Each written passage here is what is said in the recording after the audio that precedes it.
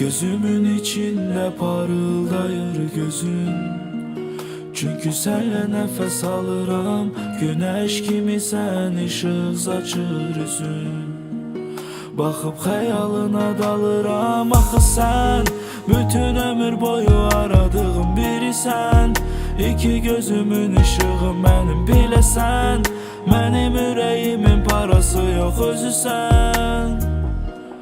Hayatımın en güzel anlarını ona verin, ömürde kalanlarımı. Onun edilen ah ve günahlarını üzerime yazın, üzerime yazın. Ola həmişə yan yana adlarımız, ki açıla bir onunla sabahlarımız. Ve onunla olarsa günahlarımız. Yüreğime yazın, yüreğime yazın.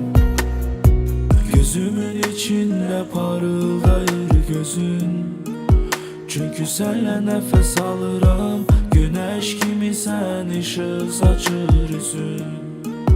Bakıp xəyalına dalıram, axı sen bütün ömür boyu aradığım birisən. İki gözümün ışığı mənim biləsən, mənim ürəyimin parası yox özüsən. İnan olmasa mənlə qalar axı ağrılar, ürəyimə dərd. Gedişin səbəb olar ömrümün axırına.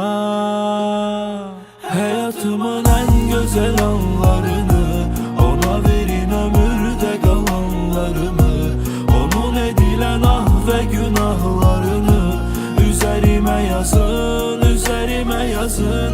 Ola həmişə yan yana adlarımız, ki açıla bir onunla sabahlarımız. Ve onunla olarsa günahlarımız.